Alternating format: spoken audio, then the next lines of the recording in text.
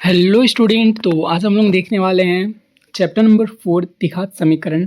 तो उसका आज हम लोग 4.1 एक्सरसाइज बनाने वाले हैं। तो चलिए देखते हैं सबसे पहला क्वेश्चन क्या है हमारा पहला क्वेश्चन सबसे पहले बता देता हूँ बाबू कि द्विघात समीकरण का जो फॉर्म होता है वो होता है हमारा किस रूप में, x square plus b x plus c के रूप में होता है। ठीक है, तो हमारा पहला क्वेश्चन दिया हुआ है, इसको हम लोगों को चेक करके बताना है कि ये द्विघात समीकरण है कि नहीं।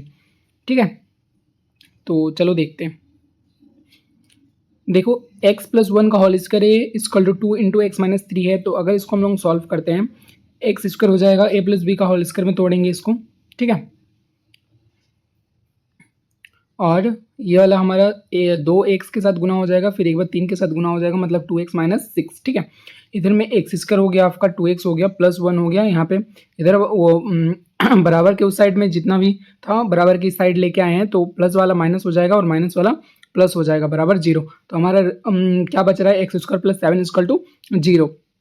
तो ये वाला हमारा अतः लास्ट में लिख देना, अतः यह x square plus b x plus c के रूप में है, अतः ये वाला हमारा क्या हो जाएगा, द्विघात समीकरण हो जाएगा। ठीक है, अगर ये इसके रूप में होगा तो वाला हमारा समीकरण जो होगा नंबर 2 क्या है हमारा, चलो देखते हैं। नंबर 2 में है हमारे एक्स स्क्वायर माइनस 2x और यहाँ पे माइनस 2 इंटू एक्स माइनस 3। ठीक है, अब x square minus 2x equal to minus 6 plus 2x। ठीक है, एक्स स्क्वायर माइनस 2x इधर का जितना भी है सभी साइड में लेके आएंगे, माइनस का 2x हो गया, प्लस का 6 हो गया, इक्वल टू 0। तो x square minus 4x plus 6 equal to 0। तो अतः यह x square plus b x plus c के रूप का है, इसलिए यह द्विघात समीकरण है। ठीक है, थर्ड नंबर क्वेश्चन क्या बोल रहे हैं, देखो थर्ड नंबर है हमारा एक्स माइनस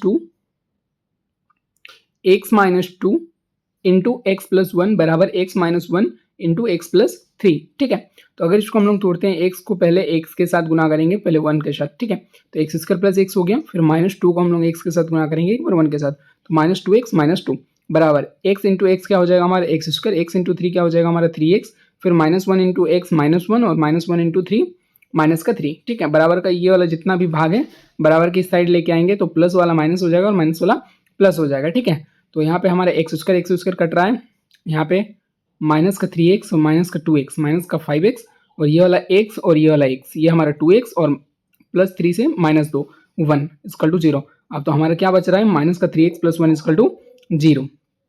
ठीक है, तो ये वाला हमारा द्विघात समीकरण होगा, नहीं होगा। क्यों नहीं होगा बाबू, क्योंकि देखो यहाँ पे हमारा x square plus b x plus c के रूप में नहीं है, इसलिए यह द्विघात समीकरण नहीं होगा। ठीक है, चलो देखते हैं 4 नंबर में क्या है हमारा। 4 नंबर में है बाबू हमारा, 4 नंबर में x minus 3 into 2x plus 1 equal to x into x plus 5। ठीक है, एक्स के साथ एक बार 2x गुना होगा, 2x स्क्वायर हो गया हमारा, एक्स के साथ 1 गुना होगा, x हो गया। ठीक है, माइनस 3 2x के साथ गुना होगा, माइनस का 6x, माइनस 3 1 के साथ गुना होगा, माइनस का 3।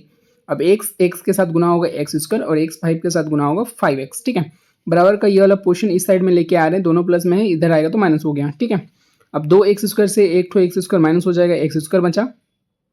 यहाँ पे देखो माइनस का 6x और माइनस का 5x, माइनस का 11x और एक ठो x प्लस हो जाएगा, तो हमारा माइनस का 10x और यहाँ पे हमारा माइनस का 3 बराबर 0।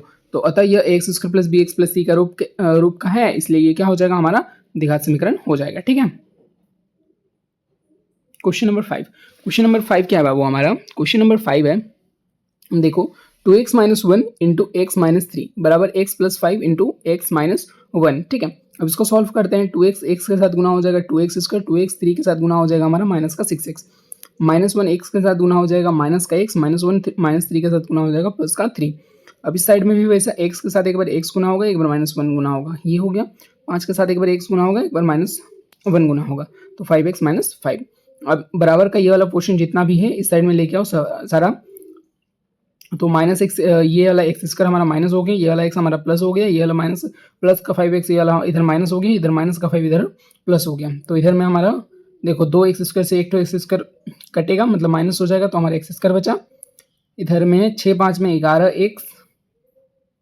ठीक है, और ये प्लस का x और ये माइनस का x, ये कट गया, मतलब माइनस का 11x और 5 और 3 में 8। ठीक है, अतः ये x square plus b x plus c का रूप का है, इसलिए ये क्या हो जाएगा बाबू, द्विघात समीकरण हो जाएगा। ठीक है, 6 नंबर देखो, 6 नंबर क्या है, x square plus 3x plus 1 है इक्वल टू एक्स माइनस 2 का होल स्क्वायर है। तो अब इसको a माइनस बी का होल स्क्वायर तोड़ते हैं, a square minus 2b plus b square में जाएगा, मतलब ये वाला हमारा x square minus 4x plus 4 होगा।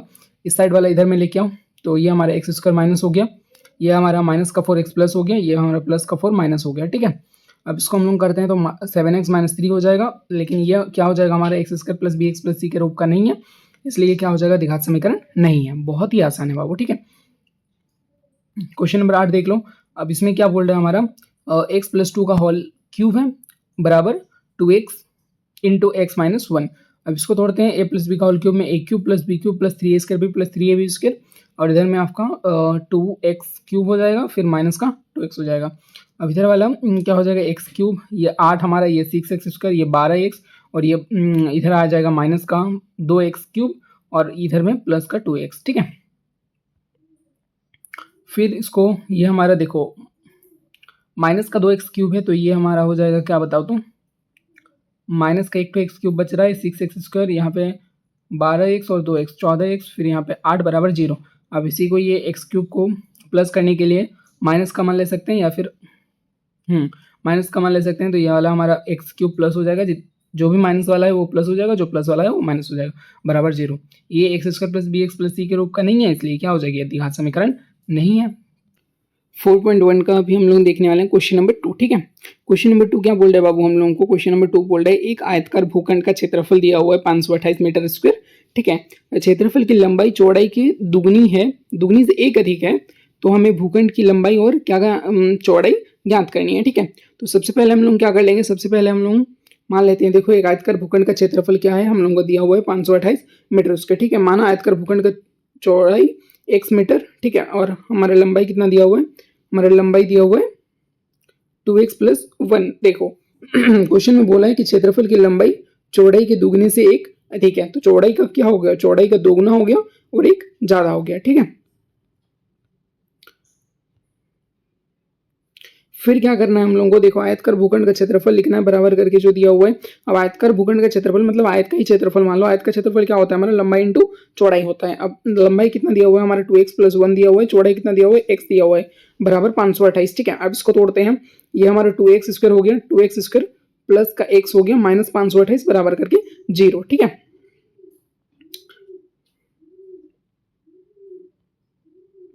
अब इसको देखते हैं, इसको हम लोग तोड़ते हैं, गुणनखंड में तोड़ेंगे, ठीक है। तो ये हमारा 2x स्क्वायर है, ये 33x और 32x, मतलब 33 और 32 को अगर हम लोग गुना करते हैं तो हमारा 528 आता है, और अगर हम लोग माइनस करते हैं तो हमारा x आता है, मतलब यही वाला समीकरण तो हम लोग गुणनखंड करके लिखे हैं, ठीक है।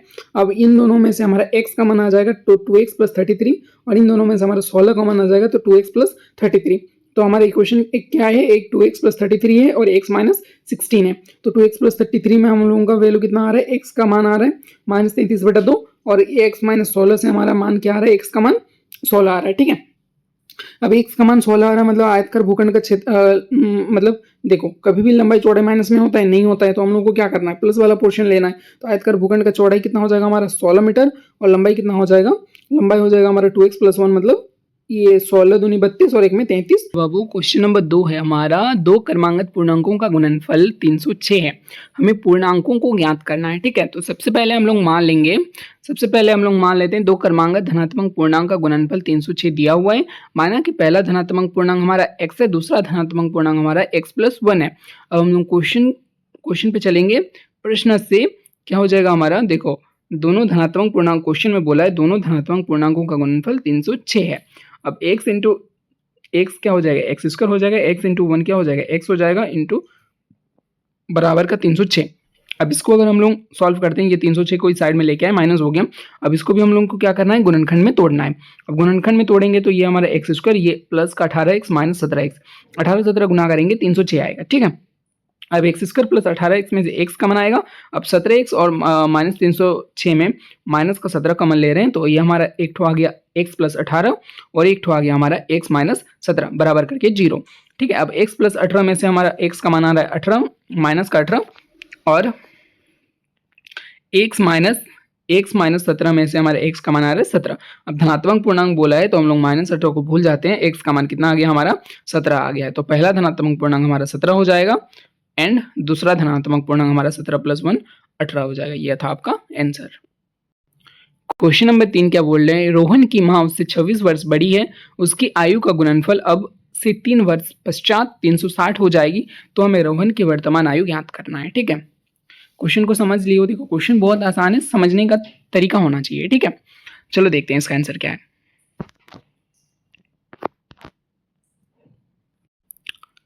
तो देखो सबसे पहले हम लोग मान लेंगे, सबसे पहले माना कि रोहन का वर्तमान आयु x है और रोहन से उसकी मम्मी की जो आयु है वो 26 वर्ष बड़ी है, ठीक है। यहाँ तक समझ में आया। अब देखो, अब 3 वर्ष पश्चात, 3 वर्ष पश्चात अगर रोहन की आयु x है अभी, तो 3 वर्ष बाद कितना हो जाएगा, 3 प्लस हो जाएगा, तो x प्लस 3 हो गया। अब उसकी मम्मी की आयु भी कितना हो जाएगी, x रोहन की आयु से कितना है, 26 वर्ष ज़्यादा है, तो अब रोहन की आयु अगर x प्लस 3 है तो उसकी मम्मी की आयु प्लस 24 हो जाएगी। तो 26 और 3 में 29, तो x प्लस 29 हो जाएगा 3 वर्ष बाद रोहन की माँ की आयु, ठीक है। अब देखो, अब क्वेश्चन में बोला है कि दोनों के आयु का गुणनफल 360 है। अब दोनों के आयु का गुणनफल करते हैं हम लोग और बराबर करके 360 लिखते हैं। अब इसको सॉल्व करना है। अब इसको सॉल्व करना है तो देखो, x के साथ एक बार ये वाला गुना होगा, एक बार ये वाला गुना होगा, 3 के साथ ये गुना होगा, एक बार ये वाला गुना हो जाएगा। तो x square plus 29x plus 3x plus 87 equal to 360। Then उसके बाद क्या हो जाएगा, एक्स स्क्वायर प्लस 32x कैसे हुआ, ये 29x और ये वाला 3x, तो 32x प्लस 87 और इधर वाला 360 इधर आके माइनस हो गया। तो हमारा इक्वेशन है ये वाला x square plus 32x minus 273 equal to 0। अब इसको हम लोग को क्या करना है, गुणनखंड में तोड़ना है। गुणनखंड में कैसे तोड़ेंगे, इधर में x square 39x minus 7x और इसको गुना करते हैं तो ये वाला आ जाएगा हमारा 273, ठीक है। अब हमारा x प्लस 39 एक ठो आ रहा है, एक ठो x माइनस 7 आ रहा है, बराबर करके 0। तो x का मान एक ठो हमारा माइनस में आ रहा है और एक ठो x का मान हमारा 7 आ रहा है। तो माइनस वाला तो हम लोग नहीं लेंगे, आयु तो नेगेटिव में नहीं होता है ना, तो प्लस वाला लेंगे। तो इसमें हमारा रोहन की वर्तमान आयु कितना हो जाएगा, 7 वर्ष हो जाएगा और उसकी मम्मी की आयु रोहन की जितनी आयु है उससे 26 वर्ष बड़ी हो जाएगी, मतलब 7 प्लस 24 33 वर्ष हो जाएगी उसकी मम्मी की आयु, ठीक है। और 4 नंबर क्वेश्चन देखिए क्या बोल रहे हैं। एक रेलगाड़ी 480 किलोमीटर की दूरी समान चाल से तय करती है। यदि उसकी चाल 8 किलोमीटर पर आवर कम होती तो वो उसी दूरी को तय करने में 3 घंटे अधिक लेती है। तो ये वाला आप लोगों का होमवर्क है, आप लोग इसको सॉल्व करके बताइएगा, ठीक है।